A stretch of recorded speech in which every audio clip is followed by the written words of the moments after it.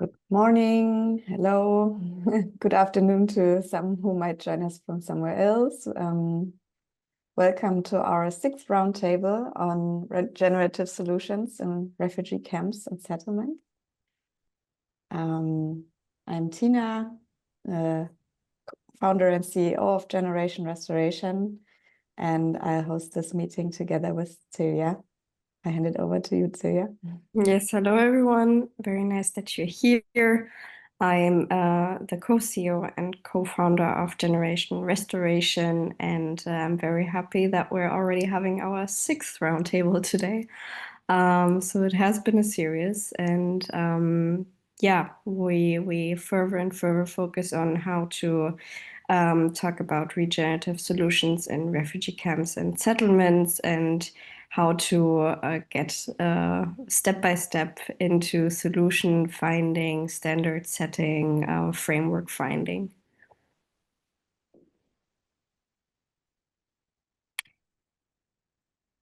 We had our last roundtable on the 8th of August. So it has been a while, but there was a lot of work done in between the 8th of August and today. There have been some working groups that have worked on documents where we asked some questions about our last focus we had set in the roundtable, and that was institutionalization. So how to work with international organizations as well as governmental bodies. But if you want to read about what we've talked during the roundtable, you can of course scan the QR code, and we will also put a link into the chat if you would like to read that. All right, but today we're going to reach from all those conclusions we had in scaling and standardization step by step to a focused framework, as I said in the beginning. And we would like to start with a little introduction round to get to know everyone who's here today, then get into the roundtable objectives. What do we want to achieve today? What is the focus? Then we're getting a little bit into our strategy. Then we're talking about scaling. So that was one topic of the recent roundtables. Another topic has focused on standardization, so we'll also provide a little overview of that. And in the end, we're going to have our brainstorming session on the question we will pose, and we will just have a plenum around that. Yes, so our roundtable today will be about 2 hours. As Thea said, there will be a lot of review of what we've come to conclude in the last roundtables. But bear with us, it's definitely thought to be interactive. So we would like to have your opinion on the different topics, and especially in the brainstorming session later on. However, you can also ask questions in between at any point of time, and let's make it as interactive as possible. So one important thing we say in the beginning and at the end is that we would like you to save the date for our next roundtable, because this is a roundtable series, and the next will be in February next year, on the 20th of February. And as we are a very, let's say, colorful group of people with different backgrounds, and every roundtable also has different participants, this makes it even richer, and we would like to also ask you to invite more people that might have interest in the topic. Okay, so now that some more people have joined, welcome. We would like to do a short introduction round where everyone says his name or her name, organization, and why you are interested in the topic of regeneration in refugee camps and especially in standardizing the approaches. So who would like to start?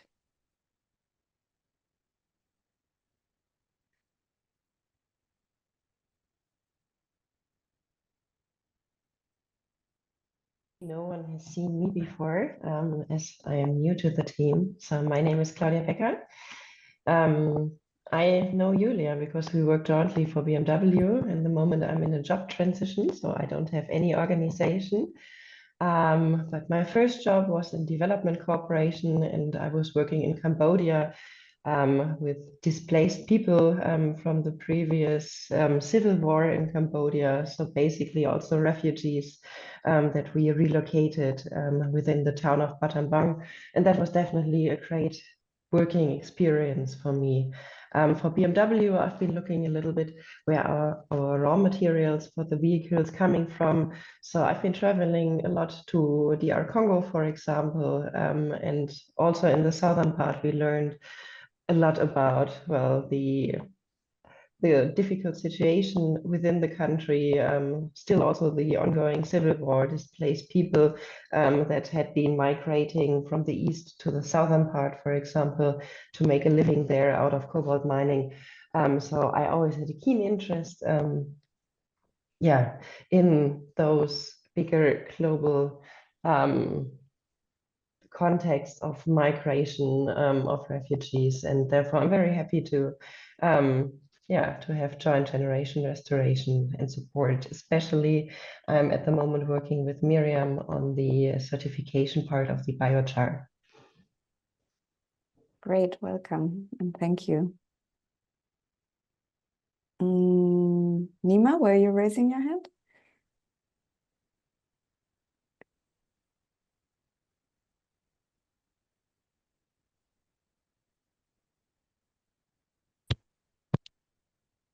Oh, hello. Hello. Can you hear me? Can you hear me? Yes, Francis. Hi, we can hear you.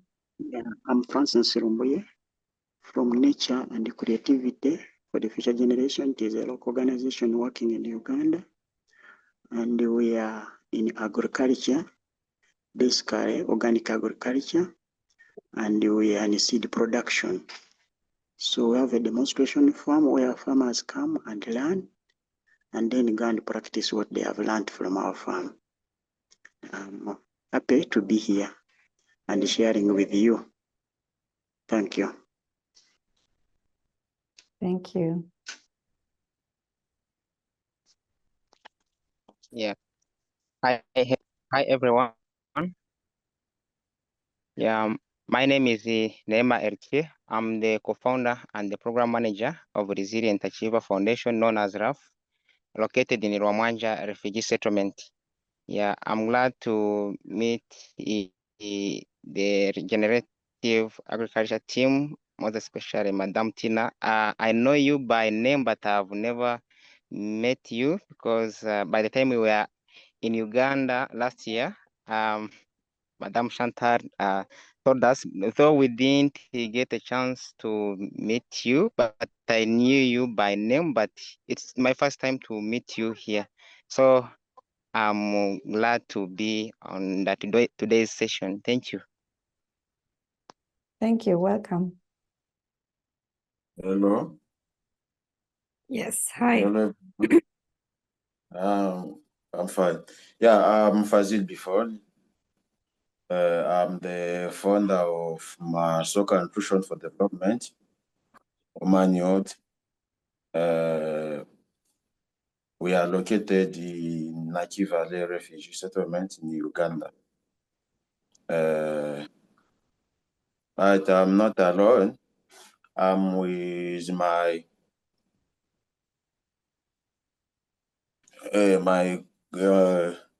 I'm with my friend here, named Benit. She can present herself. Hello, everyone. My name is Benita. I work with my new age located in Naki Valley Refugee Settlement. We are very glad and happy to be here today. Thank you. Welcome, Benita. Welcome, Fazil. Thank you.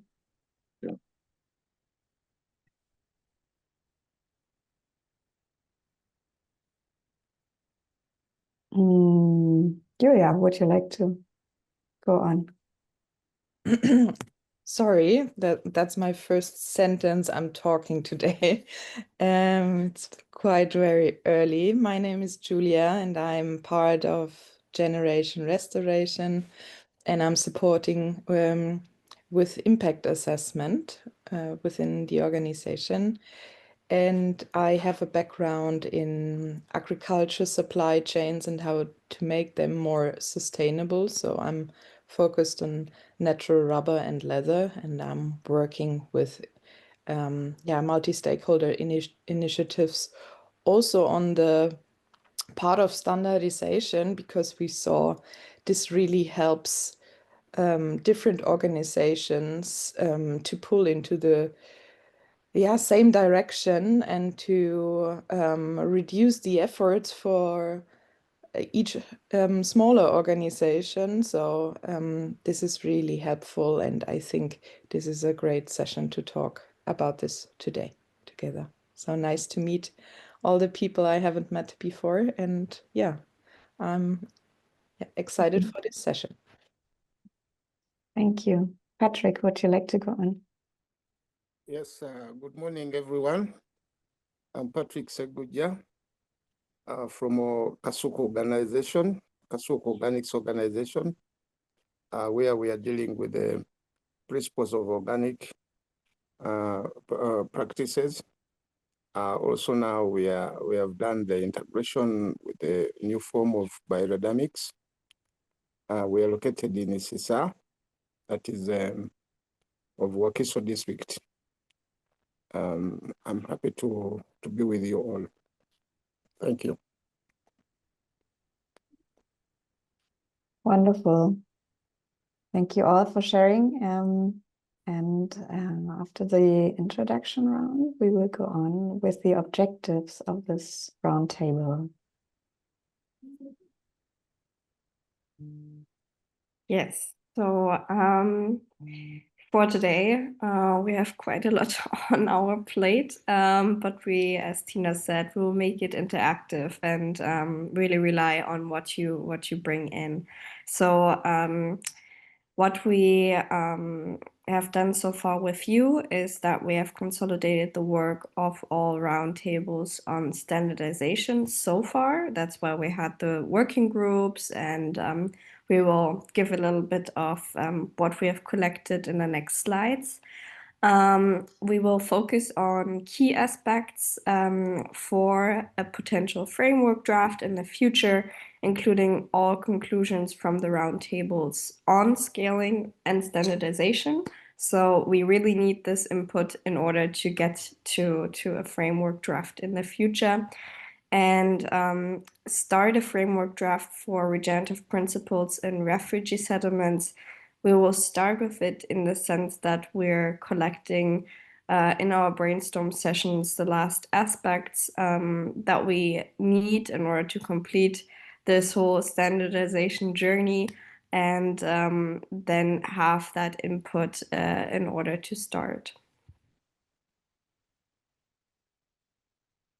Yes, and the whole roundtable series is based on our strategy that came out of roundtables we also conducted in 2021 with different stakeholders, where we identified what does it really need to scale the positive examples of regenerative work in refugee camps and settlements. And we follow with this strategy the so-called IOOI model. It's an impact model where you look at what is the input you can put in, but especially why do you do it in order to have a certain impact for society, for nature, and yeah, for for the development in general. So looking at the problems, we have 3 different kinds of identified topics. One is that the regenerative projects in refugee camps are still small, unknown, and/or unfinanced. And so the goal or the impact would be to have regenerative learning spaces that are established in each and every camp, so that these positive examples can really thrive and not be just lighthouses, but actually become the new normal. In order to get to this goal, we would like to help these examples scale with generation restoration, and we are a network. So all of us joining these roundtables are contributing to this with visibility for the field projects, but also financing. So the input is for sure fundraising, communication, and dialogues, so that we can get to this impact. The second problem we identified was that the key players in humanitarian aid have not yet implemented regenerative solutions widely. But in order to have this become the new normal and have regenerative design considered in every camp, it needs a strategy of renewing standards. So we go into dialogue processes and guidelines, develop guidelines with organizations. This roundtable series is part of this process, and also dialogues and conversations with other organizations, UN organizations, etc. So it's about networking, but also research, roundtables, and seeing how players can contribute in their respective realm to this transformation.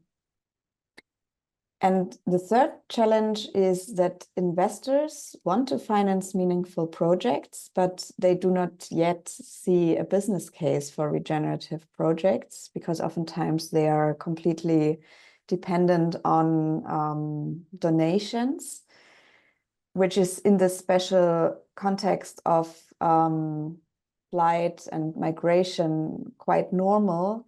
However, it also needs to come to, especially when structures are formed and the situation is becoming more long-term, it needs also business models to get out of the general dependency. So the goal is that investors' money is continuously reinvested in regenerative structures, and for this we develop investment opportunities and promote viable business models. Like, for example, Claudia was mentioning it with the biochar project, where biochar can not only enhance the quality of the soil in the refugee camp and thus improve this nutrition situation, but it can also sequester CO2 in the soil and thus contribute to climate protection, which can be translated in CO2 certificates on the global carbon market. So this is what we also want to enhance and improve in general. And this is how we contribute to it. Okay, some very basic introduction to the strategy. And in terms of scaling, I'll hand it over to Celia. Yes. So now we're getting more into the bits and pieces of what we have discussed in the roundtables and what is part of our strategy. And the first thing is scaling. Next slide, please. Yes. So in scaling, we have done the same thing as we did for this roundtable. We have formed working groups who worked on 2 specific topics. And the first of it was impact assessment and scaling for grassroots organizations.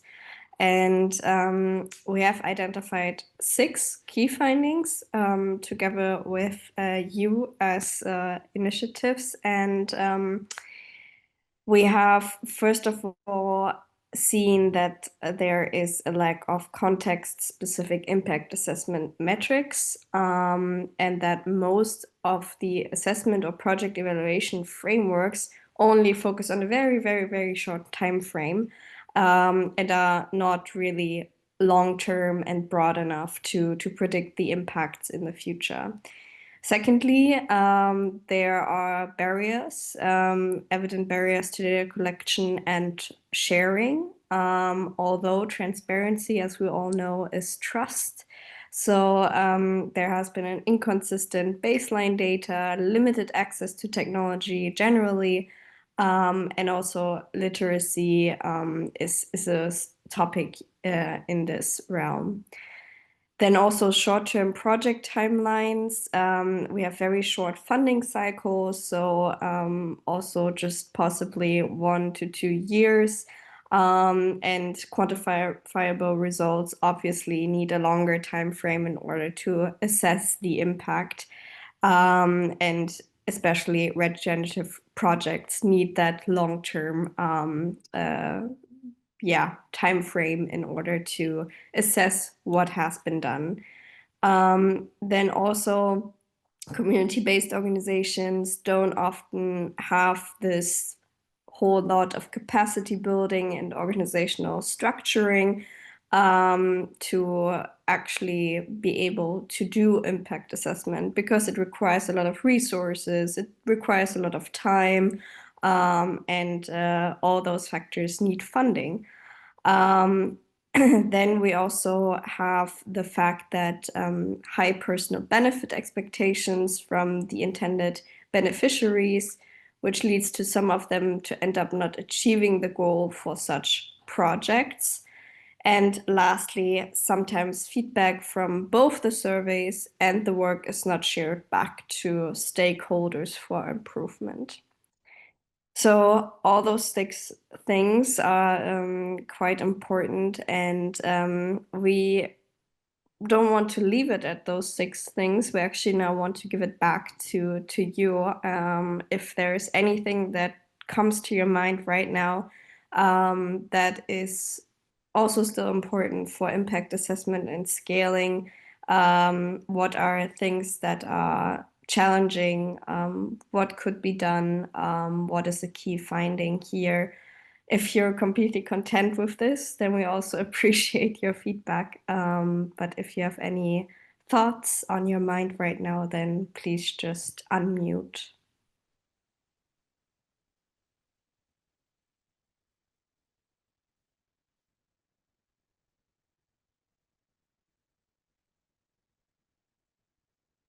All right. If there are no thoughts right now, then we go to the next topic of scaling, and that was seed production and conservation for grassroots organizations. And there we identified 10 key findings. And the first one is really a general one, but it points to the importance of this focus topic, that Uganda actually nearly lost 40% of its traditional seed varieties between 2000 and 2023. So this is very important for the next points that are coming, especially hybrid seeds are GMO related and fast growing, and they're often used now instead of the traditional seed varieties. But it also leads to the fact that production is then slowing down in the next season, or it drops. So it does not have this more effective value that you might think of. Thirdly, climate change leads to increased pests, and hybrid seeds are actually more susceptible to it. Then fourth point is that dependency on food aid and minimal awareness of local seeds infringe upon the usage. Then also insecurity and displacement leads to minimal access towards local seats. So it's very hard to actually get them. Sixth point, the commercial seat market is inaccessible to many refugees due to the high costs as well. And seventh point, many farmers rely on seeds provided by NGOs. So also more this access issue. Eighth point, traditional seed saving practices are not widely adopted due to the lack of training and resources, because it's not only about the access, it's also then about the application. And then the almost last point is about the scaling thereof. So it's access, it's a conservation, it's a scaling, all three having or providing barriers to the ones who want to use them. And 10th last point is small scale seed conservation is to be found. For example, we were provided an example in the MVP United Nations refugee settlement, in the Bidi Bidi refugee settlement, in Rhino Camp, and so on. So there are very, very small scale seed conservation examples. And there we just need to figure out how to grow them, how to create the opportunity of access, conservation, and then also the funding thereof. Do you have any more thoughts on seed production and conservation? Is there any point that struck out to you, or do you have any other things on your mind?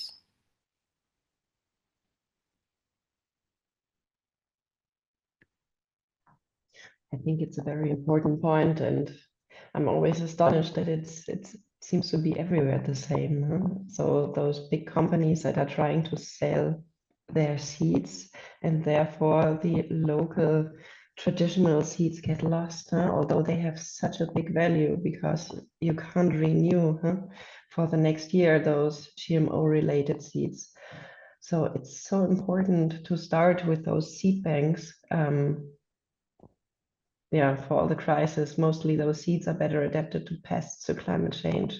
You don't need fertilizers. So it's such a value that you have in hand. So if you can get them, protect them.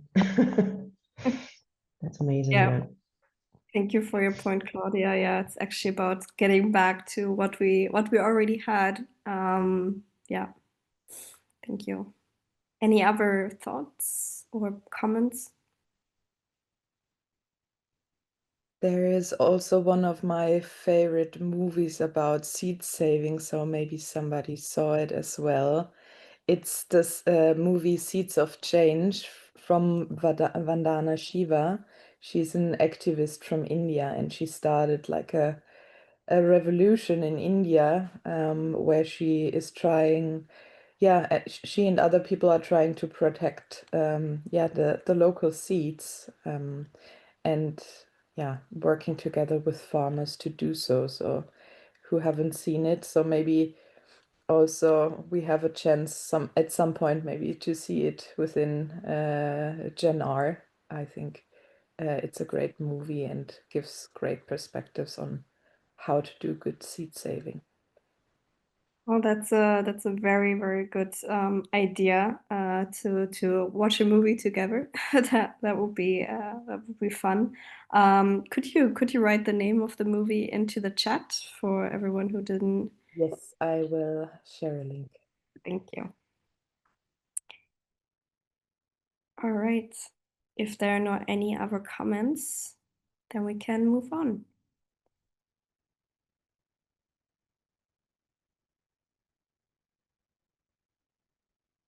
Okay, so this was also kind of a resume about one of our roundtables, and we also put together the conclusions of other roundtables. So this is the conclusion about the standardization process that we started with the roundtable series in order to renew standards and these dialogue processes. Don't be afraid of this slide, please. It's about our the process we had in May, August, and now in November of the alignment, institutionalization, and standardization.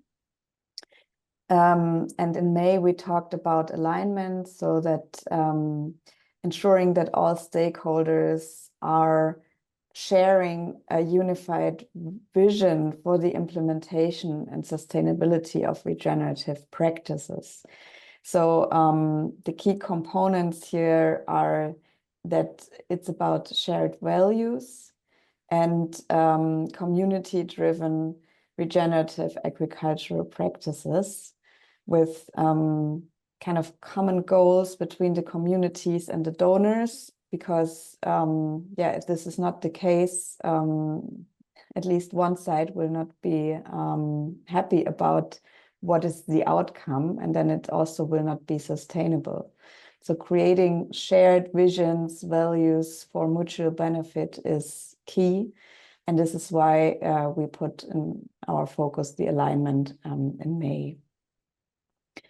Then it's also about institutionalization in the second step. This is what we talked about in August, where yeah, practices and structures are embedded into formal systems, so that long-term support can be guaranteed. One key component of this is refugee leadership, and ensure that refugee communities have a role also in managing these practices and develop their own projects. But for this, it needs institutional partnerships to fund and also to scale up. And so we discussed how to establish long-term partnerships for funding and also collaborations to learn from each other, because the learnings we get from the regenerative projects is what we can then discuss with the question, okay, how can this become a standard, a new normal? What can we apply also in other contexts, maybe also in other refugee camps and other projects? And this is what we want to talk about today, the standardization. So practices, protocols, and principles that can be applied consistently across different camps or communities. It's not about uniforming everything. I want to really underline that it always has to be adapted to the respective situation of the community and the camp. However, there are some components that can be applied to all the situations, because it helps, as Julia said, to not reinvent the wheel every time. And this is what we want to identify. There are some components, like, for example, monitoring and evaluation frameworks that all the projects and camps can use and adapt for themselves, so that they don't have to develop it themselves again and again and again. And this is what we would like to achieve with this process. When we talked about internal alignment, so in May, we identified challenges like a limited understanding of regenerative agriculture among refugees, high expectations for short-term results, for sure, because it needs food right now, but also a lack of ownership and involvement from the start, and limited space for example, composting, for organic fertilizer production, and also for other regenerative practices. Space is yeah, a limited resource.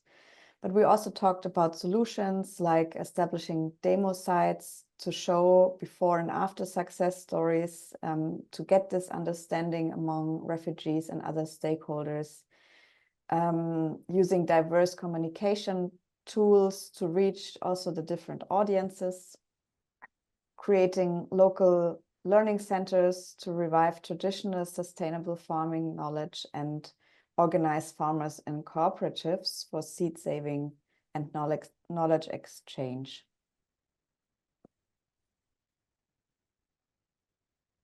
this was about the internal alignment. So we differentiated in this working group between internal and external. Internal is more among the communities, among the refugee projects, and external is with external funders and stakeholders. But first, I'd like to ask into this round to all of you who are here today, do you want to add something about the internal alignment, or is there any question you have on what I just presented here?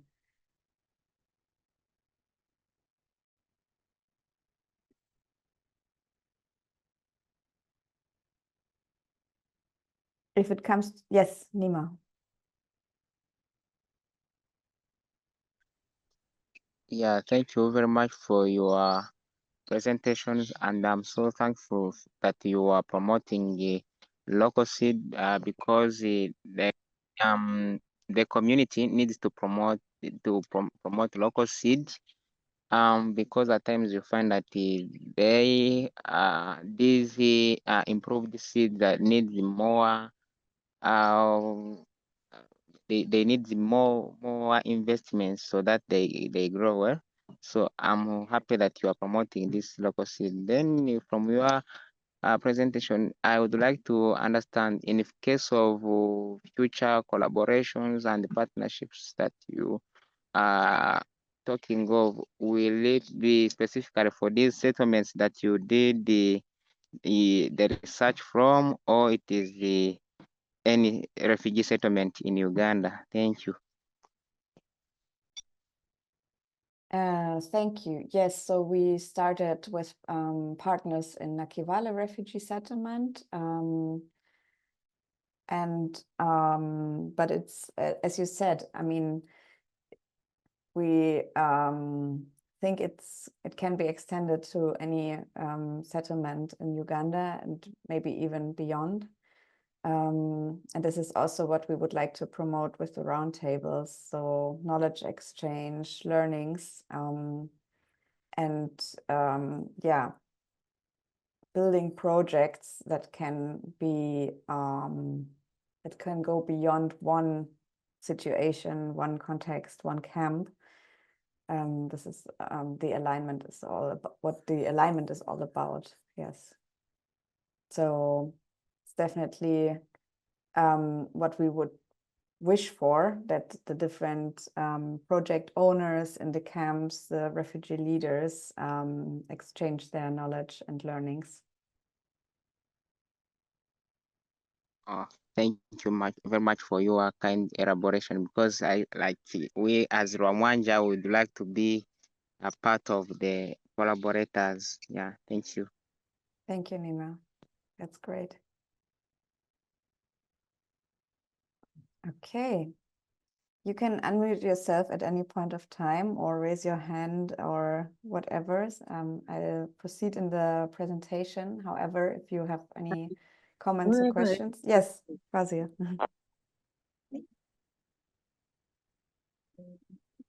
Yes, thank you so much for the collaboration again. And what we wanted to add in here is like, one thing we want is we realize that many people that we have in the manured, there is this issue of they don't know, they have to be told, maybe having some training so that they should be more aware of seed saving. That is what was coming to me, because after we were in the research on the field, realized that many of them are doing the farming and other things, but then they are not aware, they don't know, they need to be trained saving the seeds. Yeah, that's what I wanted to share. Thank you. Okay, so there's even before the training, it needs awareness to raise the awareness about that it's even needed. Yes. Mm-hmm. Yeah. And as Nima said, if the local seeds are a bigger investment than the hybrid seeds, then this is very obvious that it doesn't come so clear to one to anyone that it's really needed. Yes. Thank you for sharing. What I learned from previous projects is really the power of pictures. So it's not a gain that you have immediately. So you need to apply, for example, the biochar and then only the next harvest. So I mean, you already have the before and after success stories, but this could also work for the seeds, for example. So if you can put it into pictures by saying like, this is your local seed, this is your GMO seed, and then what's the advantages and what's the disadvantages? You can't regrow those GMO seeds. They are more prone to, and then just put a simple picture of one of the pest animals next to it. So really to make it as easy, understandable, and with pictures, and then also like, well, first, if you collect all that, for example, those mice, what do you call them, rubbish, before burning them and making them into, yes. Into biochar. I mean, that's work. So you have to cut them, you have to dry them, you have to transport them, and then you burn them. But finally, I mean, the output you get. So as much as you can talk with pictures, and then, yeah, I don't know, maybe have a little, I don't know, a little festivity where you have some food or something, and invite the other communities over. That's something that we did in Congo, for example, to show, I mean, agriculture always takes a lot of time. So you plant something and then it takes months until you can eat it.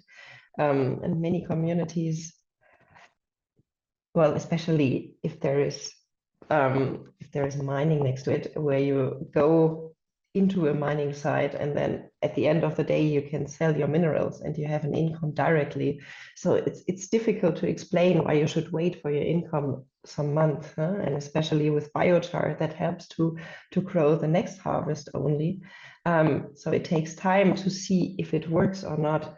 But to show it really with pictures, that was really the lesson learned, or to invite the people from time to time to visit the field to see the difference. So already in the ongoing process, that also helped a lot in our projects in Congo. Thank you very much, Claudia. Nima?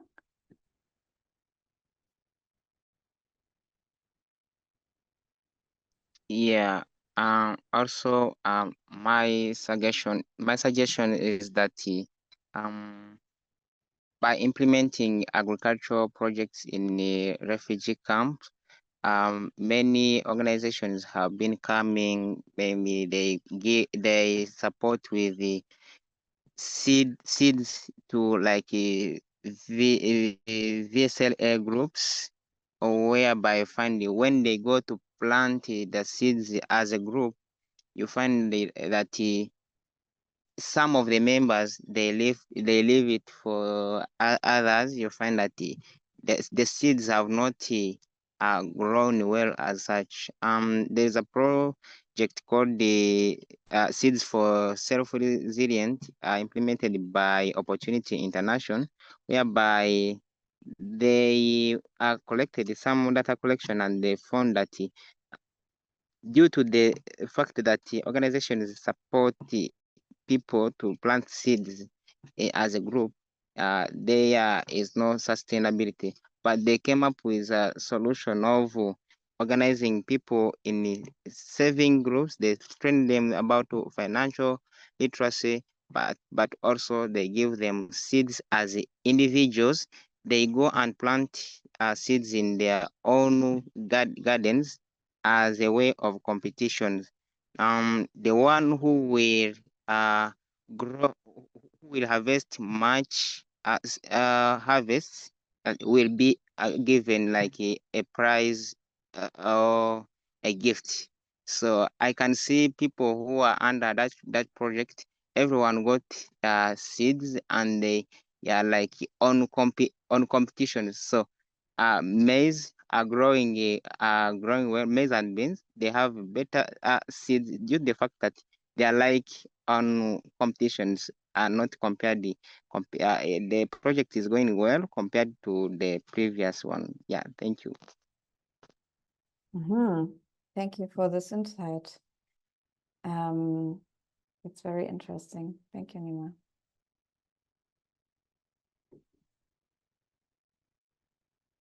We also talked in this roundtable in August about external alignment. No, in May, sorry. And it was the challenges we identified were that with external stakeholders, the short-term funding cycles hinder long-term regenerative processes. And this is always kind of a conflict where we see, for example, if someone is incentivized to have short-term big harvest, this is not this is not as effective for the long-term benefit, especially for the soils. And and impact assessments often don't reflect local realities. Francis, you just raised your hand.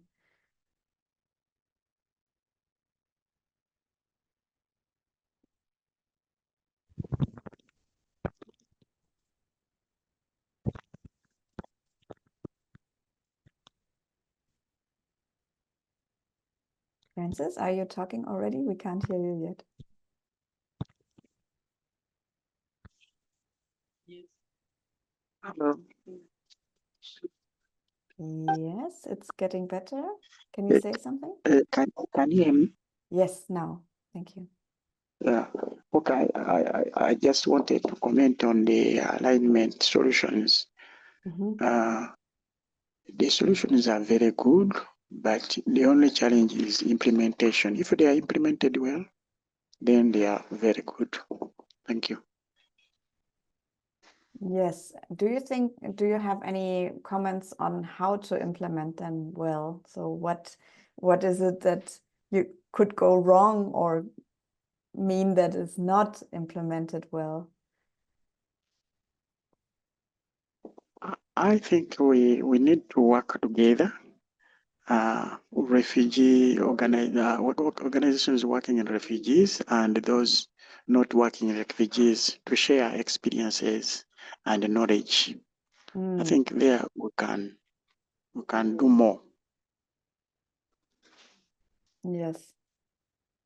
Yeah. Thanks for sharing. Yes, this is what we also highlighted here and within the solutions, including host communities, to demonstrate wider social and regional benefits. And we are very happy also that you contribute so much of your wisdom and knowledge and experience from NCFG, Francis, because this is exactly what it needs for this exchange between host communities and refugee communities. Thank you.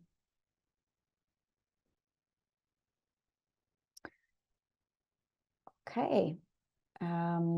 Now, after some a lot of presentation, and we will have more presentations of the roundtable conclusions. But in between of these presentation times, we would like to take a group picture with you. And we invite you to turn your cameras on so that we can see each other and get a picture also to invite more participants for the next time. So if it's possible for you. Good to see you both in Naki Valley. Sorry that I'm unable to open the camera because I'm in a place which is unprofessional. So I'm sorry. Maybe Don't next worry, time. don't worry, Nima. It's fine. Okay. So 1, 2, 3. Regenerative. And as you can see, we have also James who is joining us. Welcome, James. We before had already a short introduction round, and maybe you would like to add on this we were saying our names, organization, and why we are interested in the topic. Thank you. My name is James. Of course, Tina just said that, and I'm a working student with GenR. I'm currently studying for my master's in tropical forestry at the Technical University of Dresden. And I'm happy to be here to be a part of this regenerative course, because I think that it is about time that we educate each other on the necessity of regenerating our ecosystem and the urgency on that as well. Thank you. Thank you, James.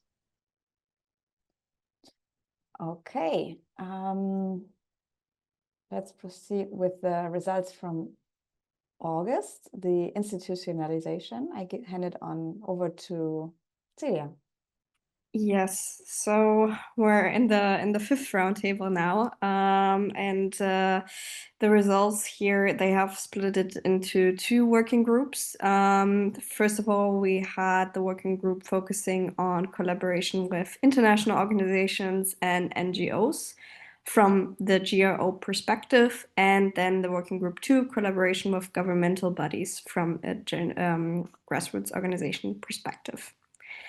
Starting with working group 1, the collaboration with IOs and NGOs, we had 6 key findings, and I will present them, and then please add whatever you feel like needs to be added. First of all, there are oftentimes unexpected changes in expectations or reporting requests. That's what the GROs told us. So it's not always that evident of what is needed. It sometimes changes in the process, and GROs not having the resources to quickly adapt, sometimes that poses a challenge. Second point, skills for monitoring and evaluations are missing. So IOs and NGOs require a vast amount of monitoring and evaluation factors, but the skills to do so are oftentimes missing, and therefore the working together gets harder. Third point, most funders do not visit projects in the field. So that creates a disconnect, and then also, the work that has been put into that also from like more of a personal level, and what lies behind it might get put away, and M&E is mostly focused on from like a sideline. And then fourth point, visibility for projects is building trust for new partners. That was another key finding. So putting those projects out there and having a record of, okay, we have done this and that, can then create the opportunity to find new partners as well. Fifth point, virtual meetings help with regular feedback on the project for the GROs. So the GROs highly value if there's at least like a virtual exchange. Sixth point, local organizations to form consortiums and share knowledge and help each other in reporting. That will make it also easier to communicate with the international organizations. So actually sharing in between and telling each other the stories of how they did it with an IO or another NGO creates this knowledge transfer, and that's what also many GROs would like to focus on. Is there anything else that comes to your mind?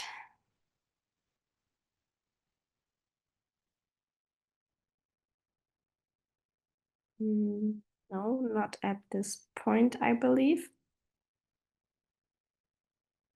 Then we can go on with what is then needed. What is needed to effectively collaborate with the international organizations and NGOs. There are also 6 points, mutually beneficial partnerships to offer value, local expertise, community networks, technical skills, and then also benefiting from the resources and reach. Budgets and project plans, it is expected to present detailed budgets and project plans before receiving any support, but as a key finding has provided earlier, most refugee-led organizations don't have accountants or trained project managers, and that then is a gap between expectation and capacity. So budgets and project plans are really important. Long-term partnerships, we have found out, for example, in the scaling that oftentimes the project cycles are very short, but real impact is needed, and that you can achieve with long-term partnerships. Then also fair funding distribution. Local GROs always or oftentimes receive small sub-grants, and larger international NGOs take the large part of the fund. So we found out that one should think about more equitable funding structures to equally and fairly distribute, because both larger NGOs and smaller NGOs provide a part that creates this system of change that that is needed. Technology and tools. There's limited access, obviously, to digital tools, and they need to be part in the collaboration, because one side of the collaboration has these tools, and if the other side does not, there's obviously a disconnect. And then lastly, cultural understanding, social dynamics, cultural context, they need to be put into the designing of the projects already, and some GROs have reported that that is really needed and is oftentimes left out. So any more thoughts on this? Do you agree?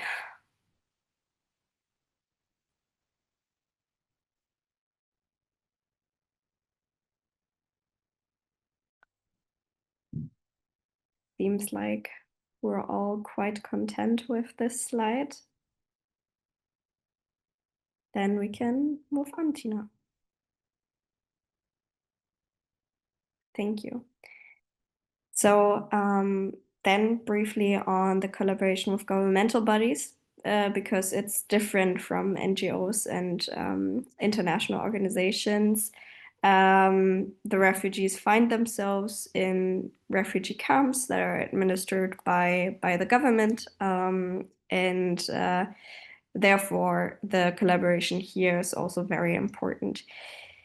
First of all, a government obviously has some bureaucratic delays and strict requirements. That is most often the case, but it also provides some delays and strict requirements for the GROs. Secondly, if a refugee-led GRO does not have a formal office or strong visibility in the community, government officials may hesitate to support its initiatives. Thirdly, effective involvement requires early engagement with local leaders, chiefs, camp leaders, women representatives, and youth leaders. Fourth point, corruption in politics. Officials sometimes expect informal payments to facilitate visits or approvals. Fifth point, refugees are often given land that is unsuitable for agriculture. And then also virtual meetings help with regular feedback on the project for the GROs, because then advice for this unsuitable land structure can be given. Sixth point, local organizations should form consortiums, again, in order to help each other, in order to get the supporting towards the governmental bodies straight and have this knowledge transfer. I think we can move directly on to the what is needed. I see clapping hands. Okay, that I see as a sign that our key findings here were quite right. So what is needed?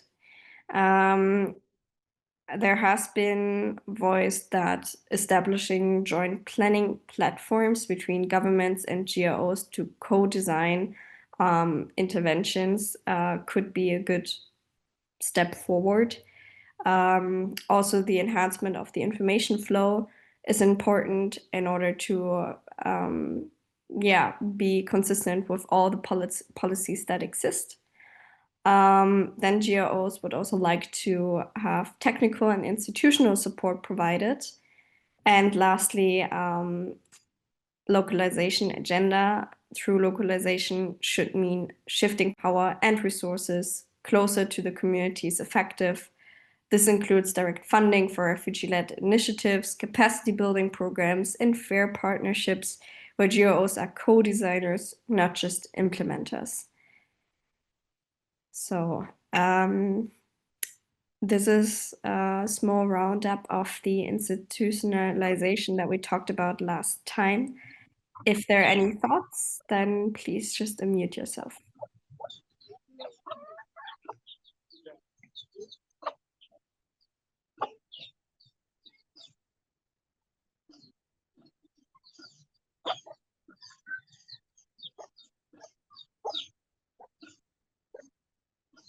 Okay, then I think Peter, your mic is on. Do you want to say something? Thank you very much. I'm sorry that I'm joining late. I confused with the time, but it's okay. I'm here. I welcome everyone who's on this platform of Roundtable, and I hope to learn a lot and to contribute a lot. Thank you very much. Thank you, Peter. Thank you for joining. All right. Then. Yes, so we presented a lot now, and some of you have contributed to these working groups. Some are new to the working groups, but don't be afraid to contribute whatever thoughts you might have. Also in the next part of our conversation, because any of your perspectives is valuable, and we do these roundtables knowing that resources, time, funding, sometimes even network capacity and internet capacity is scarce or limited. So we really, really would like to say that we appreciate any of your perspectives, and that we will continue to bring these into also the next roundtables and dialogue processes and in the working documents. So yes, when we go on now with the brainstorming of today's session on standardization, we would like to ask which practices, protocols, and principles could be applied consistently across different camps or communities. So what is it that you find interesting, important, good practice, where you would say, this is something that we learned and what seems is meaningful to us? Like, for example, Fazil, because Claudia mentioned before that having a meal together or a celebration of the regenerative projects can be very good for the community. And I know that you from Manut team have done this with the permaculture training at the end. So maybe you would like to share some of these insights, or whoever would like to contribute, which practices, protocols, principles are good to give on to other projects and camps. Please just share.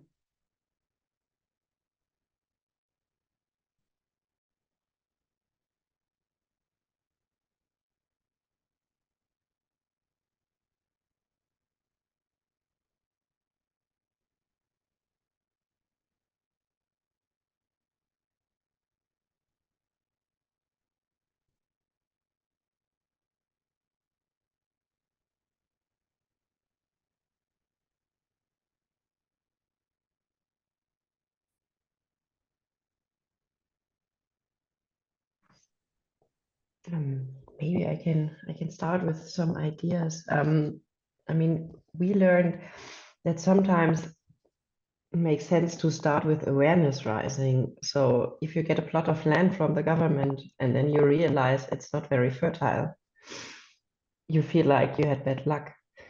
But then to share this experience, because many don't, well, they think that's how it is. Maybe I'm new to the country because I'm a refugee. So maybe that's how the soils are in the new place. So I had known better soils from where I lived before. So just to raise this awareness at all, like if my plot of land is not producing enough, I can talk about it and then I can find help because there are actually methods to improve the soil quality. So not everyone is aware that you can actually look for help. Huh? So to go through, or I don't know, maybe to have a team that connects to local people or especially to the newcomers with their new plots of land, to raise this awareness. If your plot is not producing very well, or if those that are there already since a longer time, like the harvests you're having are reducing from year to year, there are solutions, so that you really start with the very basics, to talk about it, because sometimes people feel like, oh, now it's my fault because this harvest is worse than the one last year and even worse than the one 2 years ago. So that this is nothing that people can be blamed, but it's the soil. That's something that we learn in Congo, for example. So really to talk about it and then to show these solutions, and then this then points to like, well, we have standards, we have solutions that can be applied in that situation.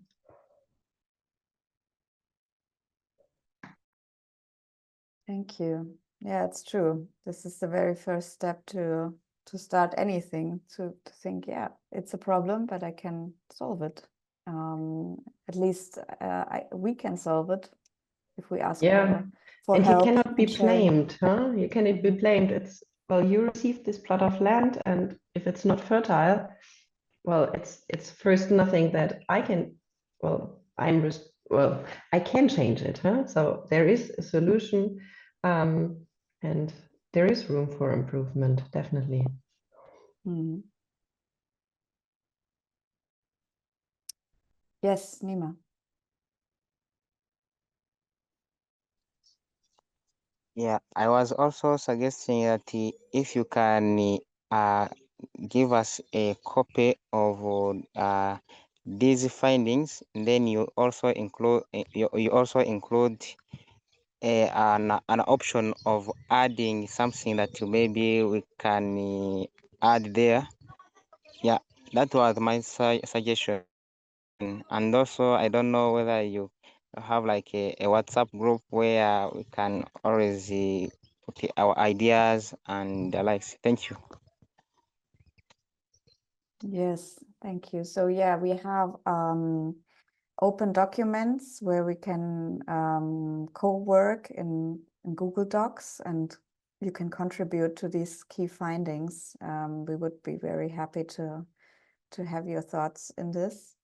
And also any of you who might watch this recording, just reach out to us if you want to contribute, and we'll send you the links to share your thoughts in the shared documents. Yes. We have a WhatsApp group where we just let's say talk about the next dates for the roundtables. So the active discussion is more in the documents themselves, not in the WhatsApp group yet. Yeah, Francis, you were raising your hand. Yeah, thank you. Something which I've thought of, like a practice which can be used by all, it is if there are some exchange vis of farmers within the camp or from one camp to another. I don't know whether it is possible. It is one way of learning from one another. You see, If farmers visit others, they can tell you, for us, we do it like this, and then they learn from them. So it can be a good practice. That's what I think of.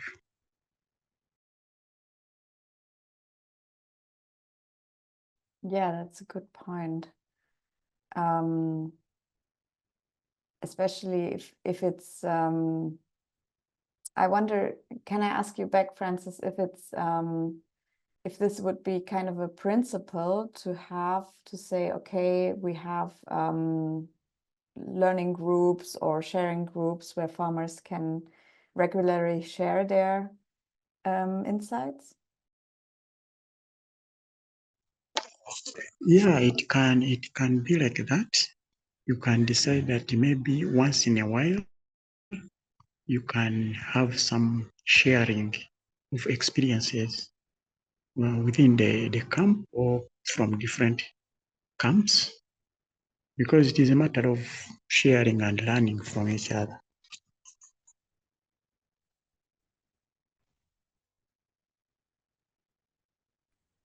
Then I would have a question back to that. If you would organize such groups in the refugee camp, I mean, there are different roles in the refugee camp. Some are like the elderly people who have the knowledge and kind of, yeah, have a status. Then you have the youth leads and so on. Who should guide those groups? Who would be in the position to do so? I think the organizations working in the refugee camps can do that, can organize their farmers and organize exchange visits. The organizations can lead. Okay. Okay. Thank you.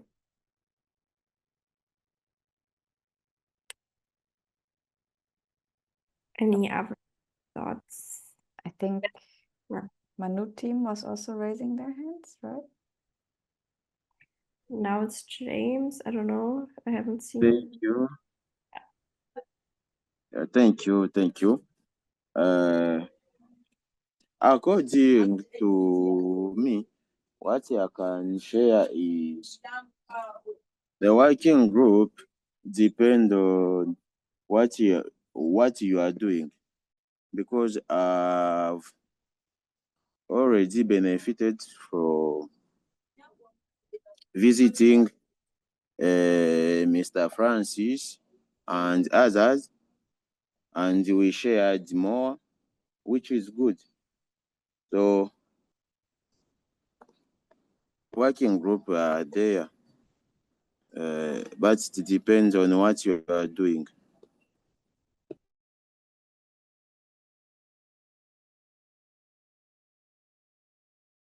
And what do you mean by what you are doing? You mean about, for example, the topic of seed conservation, where you exchanged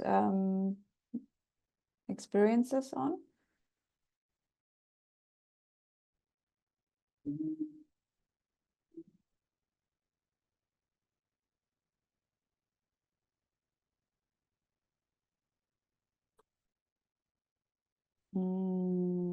We cannot hear you right now, Fazil. Are you talking? Oh, maybe the network connection is bad this morning because we cannot hear you now. Or at least me, but I think the others neither. No. Okay. Yeah, maybe we try it later on again, Fazil, so that you can continue your thought. And while the network is getting better, let's hear from James. Thank you. I think that's a very important principle that can be practiced or applied across different settlements or communities is the by using participatory or community-centered approaches. And I think that this has to do with refugees and host communities being a very integral part or important part of decision, which we discussed in the previous slides. And in my opinion, this is very important because of two very important reasons. The first one is that it encourages regular feedbacks, so you get to know what you're doing right and what you need to improve on. And then also, it also encourages participatory intervention, design of interventions. So you don't just come up with interventions that because you think they will solve the solution or the problem, but these are interventions that will help and also it sits well culturally with the host communities and the refugees and the settlements. And I think this can be practiced across every settlement. Thank you.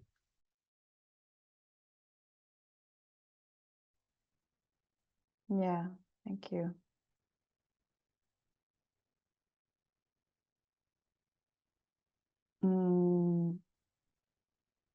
Maybe Peter, you would also like to add, because as I know from you, you are also working with different groups, different communities. What is it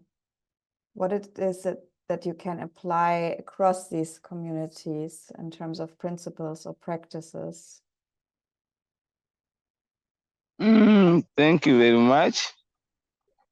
According to me, I think like the way other participants have done, that maybe these groups, they need to exchange and they meet once a while and they exchange their views and the ideas.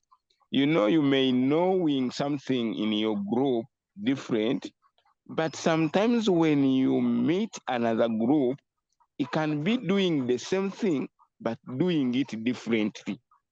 So it's another way of learning different skills of how we do things, even though you may be doing it, but the other group may be doing it differently. So I think it's good, these groups of the refugees, to meet so long as they are doing the same activities, but they can learn from each other. There are many things they can learn when they meet. So I think the exchange, it can work for them and it can be a good idea. So it's what I can say right now. Thank you. Thank you so much.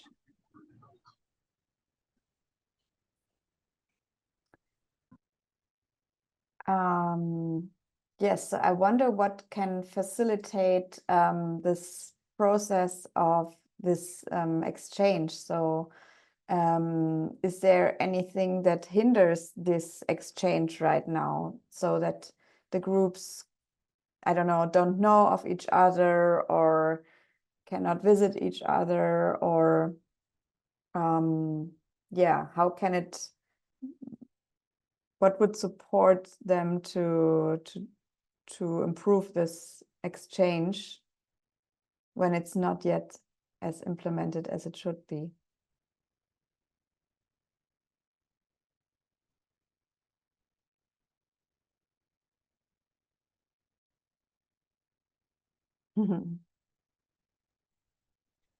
To me, I think that right answer, it will come from those people who come from the refugee camp, because they will tell us how the distance between the nearby groups, because we may think of transport, yet they don't need that for the moment.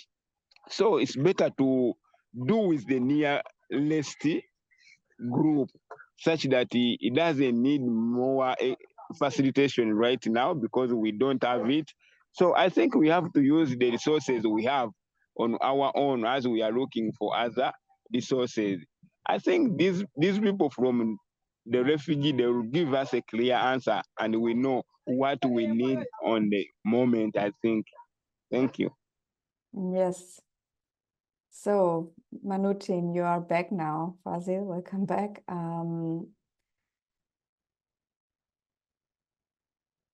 When it comes to the exchange with other groups in the camps on regenerative practices, how do you see it? What is it what is hindering this exchange and what is helping this exchange?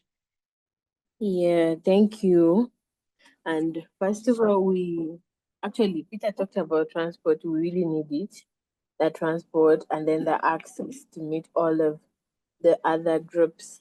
If they are fine with it, we can meet. Either they should meet us, either we should meet them. It's also nice that we keep meeting several times. It will help us know each other and then learn from them, and they will also learn from us. So transport also is there, and then the access from them, maybe we can say permission from them, because we can say we need to meet them when they don't want to. So we need also to know. Yeah, thank you. Maybe you can share some more on who you have already visited in the camp in Nakivale, and what were your learnings from them? What was new to you when you visited them? Yes, so it really depends on what we are doing, because my group already met with Francis Polinius because I was at school, but they already met together. So maybe we should meet other groups like for Peter, and then people that's around. Whereas we are here in Nakivale, so we would like just to know where they are really located. If they're also here in Nakivale, we should meet them. And even if they are far from here but still in Uganda around us, we can still meet them, or they can still meet us. Yes, that's the key point. Thank you. Thank you. Nima?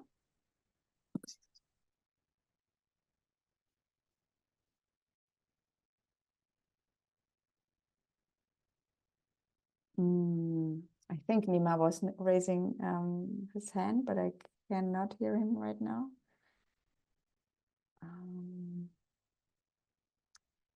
But Elijah Astute just joined.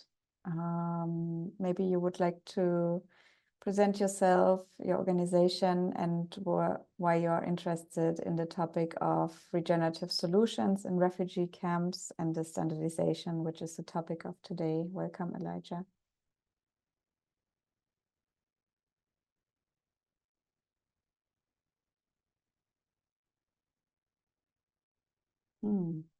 Network seems to be bad today in Uganda. We lose people and then they come back, but can't hear us.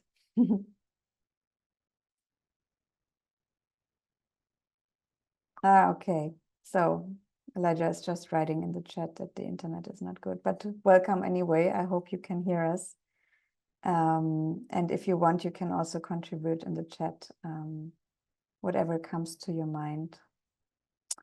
To this question of practices, protocols, and principles that can, in your opinion, be applied to across different camps or communities. Yeah. What are the questions that come to you when you read these questions? I mean, it might also be that it leads to some confusion about, okay, maybe what we are doing is not applicable to other camps, or it's just not it cannot be applied to our approach. So if there's any irritations or questions that come up for you, please also share.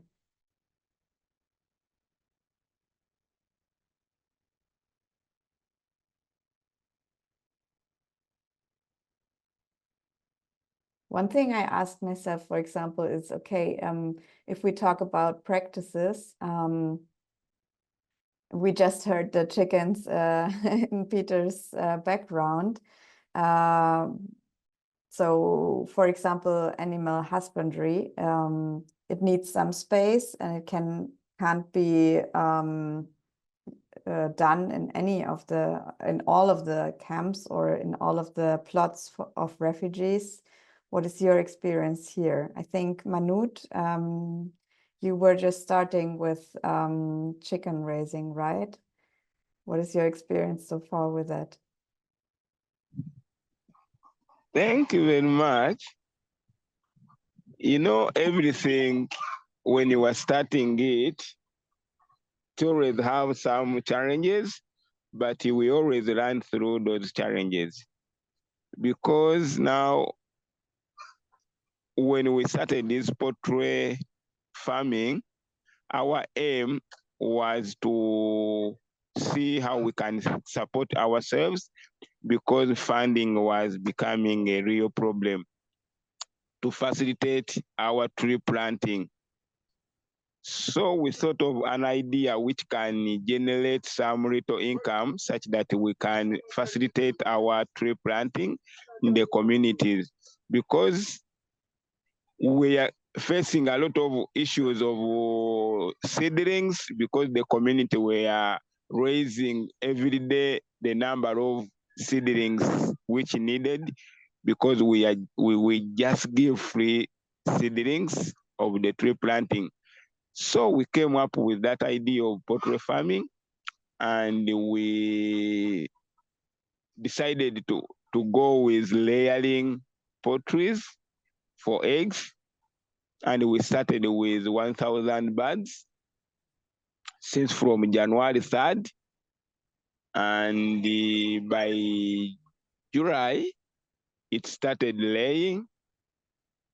And right now, we have started the marketing, and almost we are not doing bad as we see since where we started and up to now, because every day we can raise 30 trays a day, and the tray we sell it 10,000. At least there is some improvement right now.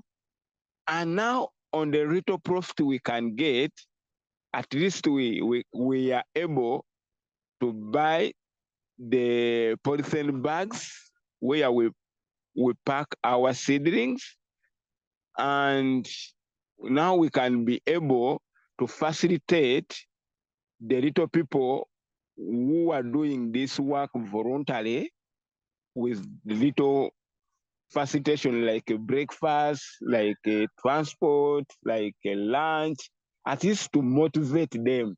Not like we are giving them salaries or incentive, but at least somebody who have surrendered to go for work and say, today I'm free, let me go for nursery bed and stay hungry since morning up to midday. It looks very awkward. So at least we are able to do such small things right now, which we are very hard before we do this poultry farming. But at least we think that if other groups can start something for income generation, at least it can help them. It's not easy to maintain, because starting is very difficult. For example, looking for capital and to maintain. Because now, for example, since from January up to June, we are just putting capital for feeding. And if the group were not so committed, we could not manage. But at least we need the group to be committed, because we are just fundraising on our own. You see, to raise all that money to feed all those 1,000 birds for the 6 months, it's not easy.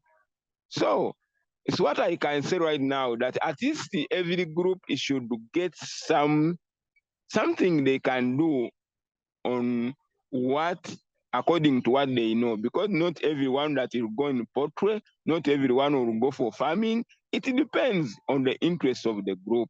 But at least that little income, that little business which they can do, it can help to facilitate some activities in the group. You know, most of our groups, they lose hope, because when they lack some facilitation in some activities, they always lose hope, because they are using their own time, their own transport, and then they are serving the community. And on the other hand, you see that they are right. But in the beginning, always things are hard. Looking for funding is not easy.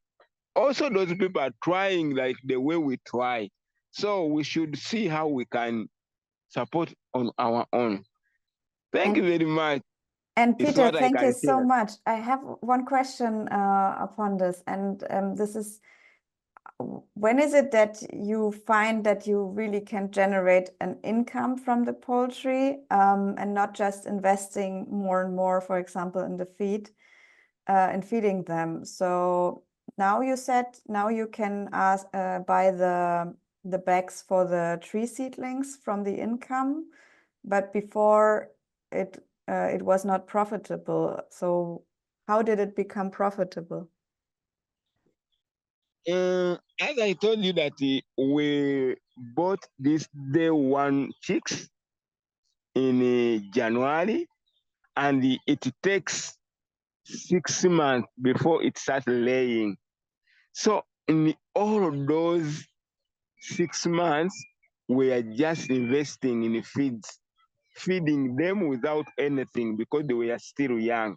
So from January to June, we are no profit because these birds are not yet started laying. But right now, when we see from July where it started laying up to now, it's like 4 months, we have managed to pay back some little money we bought from some circles, because these birds need a lot of feeding, because every day it eats 130 kilograms of maize bran, and it's very expensive when you compare what we mix. So on our own, we could not manage. What we decided is to borrow some money from the nearest circles, and we agreed on the period of time of paying that money.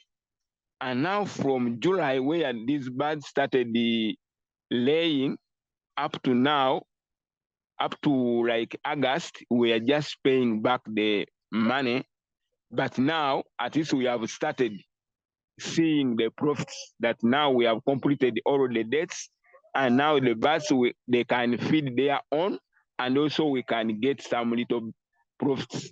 At least now there is a big change. It's what I can say, that now we have started seeing on the profits. Thank you for sharing. That helps a Yeah. lot. Yeah, Manut, you were just starting poultry as well, right? Yes.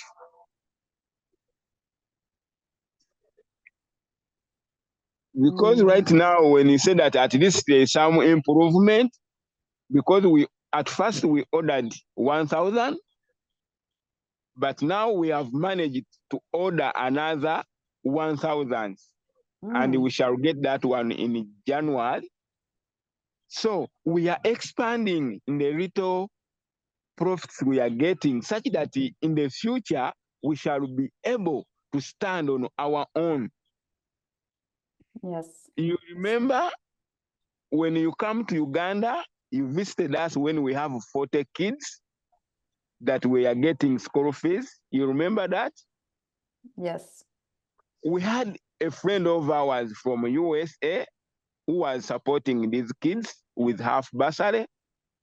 But when the government changed, everything changed, in fact. And they were not allowed to send money in Uganda.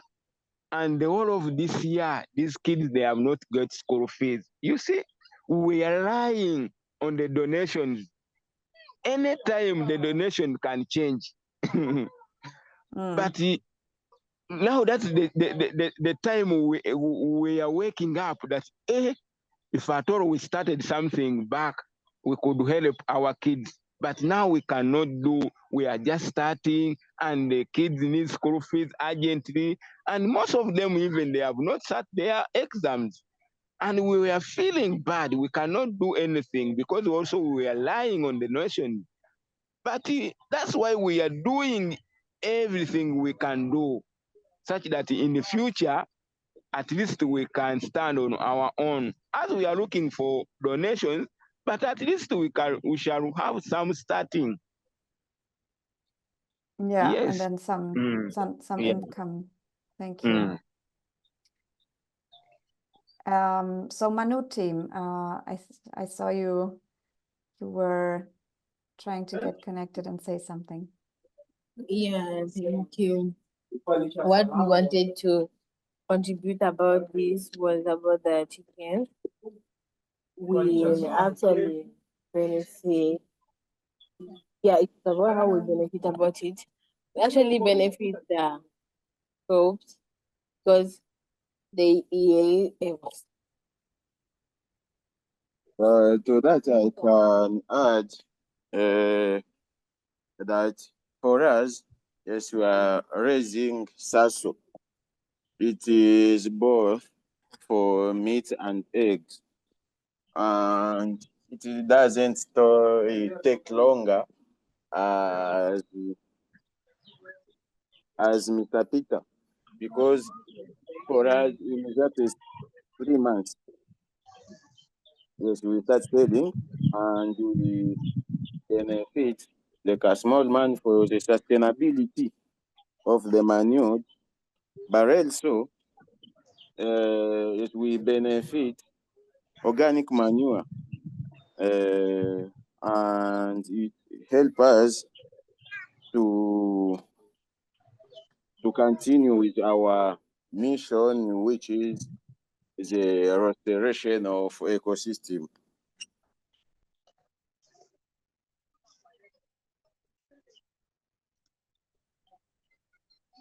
Yeah.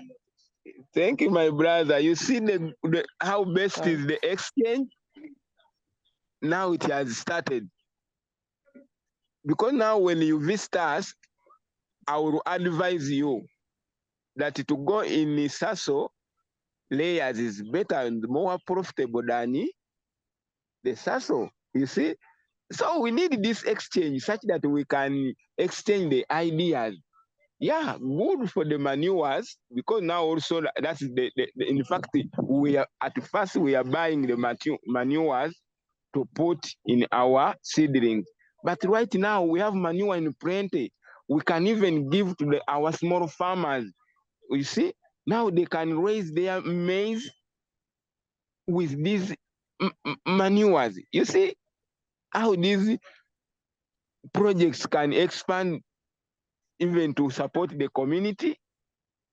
So I think we need this exchange. You see, it can be good. We can share ideas. How do you do it this? How do you do this? So I think at the end of the day, it will help us, all of us.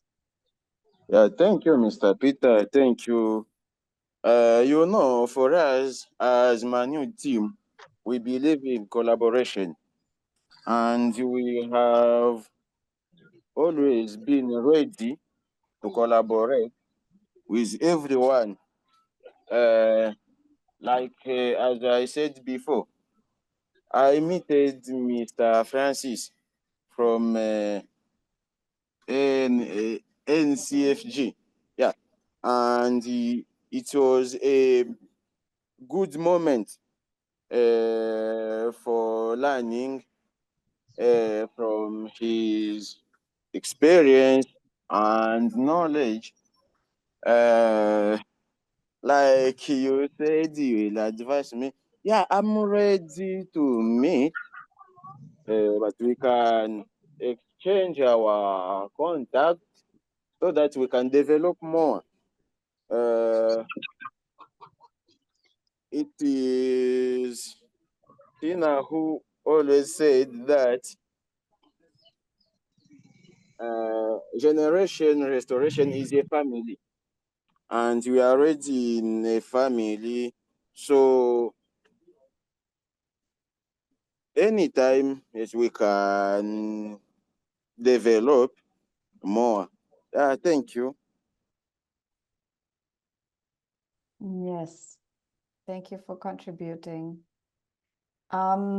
So I'd like to ask if there's anything else you would like to add to the session and to the things we discussed, to the question we raised, and also for the presentations we gave today. Are there any thoughts that want to be shared right now? So yeah, mic's open for more sharing. And after that, we will wrap up and have an outlook for the next roundtables. But please, if you feel like sharing something now, do so.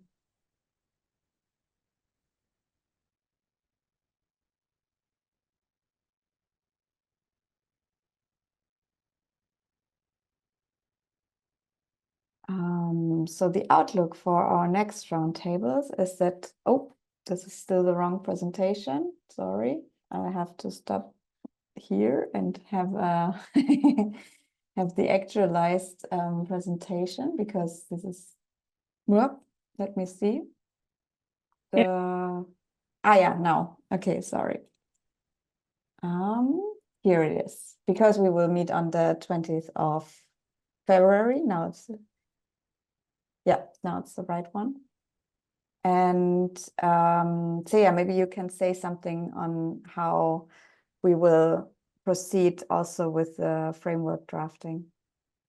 Yes. So basically what we wanted to hear from you during this brainstorming session is some things that you already do that you think could also be applied at other roundtables, at other refugee camps. Sorry, 6 roundtable, and then you start to just talk about roundtables.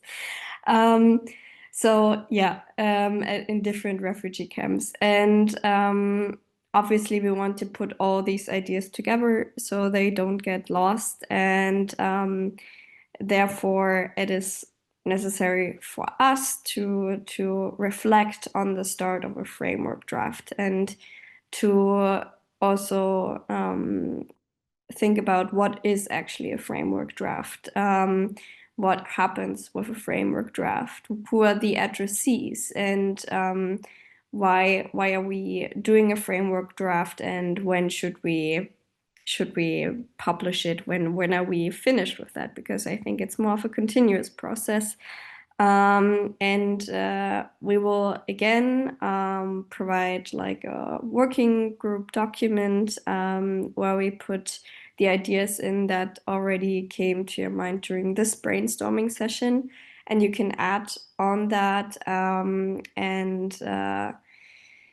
yeah, then we will see how we add the other components into that. But just important for you is to watch out for the email where we provide a working group document, and there we will again ask the question of the brainstorming session. So if you have any other thoughts on that, then please add. And on the 20th of February, we will then continue with the start of a framework draft, and what is that? What do we still need?